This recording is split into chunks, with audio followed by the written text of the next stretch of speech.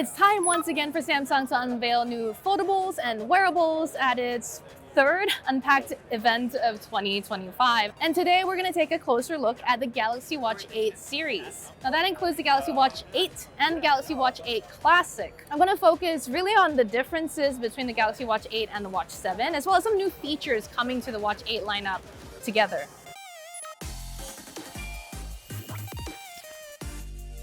So we're looking at the Galaxy Watch 8 and the Watch 7 over here. And one of the changes is the lug system, which Samsung says it's kind of refined the design of to have it sit more closely and snugly on your wrist. First of all, the button for release on the Galaxy Watch 8 is on the watch itself, whereas on the Watch 7, it was on the strap.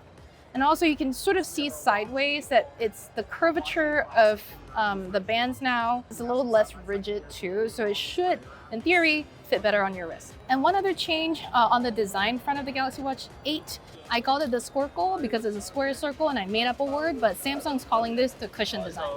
One more thing we were told is that the sensor base here, it's a little flatter on the Watch 8 compared to the Watch 7, so that should make it fit better on your wrist for more consistent and accurate readings during workouts and such. So looking specifically at the Classic, which is the version with the rotating bezel, we've got the Watch 8 Classic here and the predecessor, which was the Watch 6 Classic. The Watch 7 didn't really have a Classic version. And you can see the bezel really looks kind of different. It's got a bit more of a pattern to it. And even just rotating them feels like it requires a bit more force to rotate the bezel on the Watch 8 Classic compared to the 6 Classic. But I think it has more of a unique voice to it. One of the things that really caught my attention when Samsung was explaining what's new with the Galaxy Watch 8 series was this antioxidant test. Apparently we need to measure our antioxidant levels now, or we don't have to, but if you want to, you can use the Galaxy Watch 8 to do so. Go to Samsung Health. Basically, you have to scroll all the way to basically the very bottom and select antioxidant index. When I put my thumb on it, I first feel a short vibration to tell me the test has started. And then now I feel a second, like a long vibration.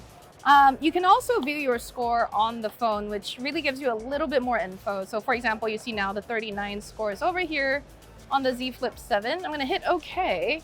I wish this was a bit more personalized to me and my results, but basically it's teaching you how to get a better result on that antioxidant index test. Eat more carrots, eat more peppers. I eat a lot of chilies. I don't know why I'm having such a low score. Maybe just not enough vegetables. Anyway, I mean, this is pretty nice to see. I don't know how crucial or like vital it'll be to my overall health stats and data, but I like it. I kind of like knowing that I should eat more vegetables and having my watch tell me to do that. Of course, I'm gonna need to see if this works in the real world over time to see if it really matches with my own diet and antioxidant consumption levels and whether that'll really motivate me to consume more vegetables. Among the other new features coming to the Galaxy Watch 8 series, there's also Gemini on the watches. Now, depending on whether your watch is LTE connected, this will be processed through an internet connection. That's either through your phone, if you're using a Wi-Fi model, or LTE itself. In this very crowded demo space in the Samsung Unpacked area, basically all the commands were either very slow or non-responsive. But we're gonna try. So long press the home button up top and ask, show me 2 cool things to do in New York. Now these are the results which you can thankfully read a lot of on this screen. So add that to Samsung Notes.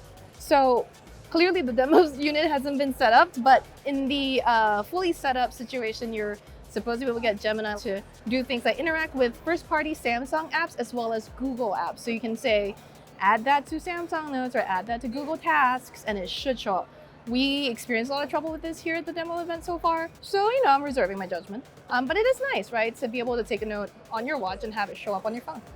So of course, there's a lot more details on the exact specs, on the weight, the battery size, and we also have to do more in-depth testing, hopefully with a review unit sooner to find out. But for all of that information and pricing and pre-order details, make sure to go to Engadget.com.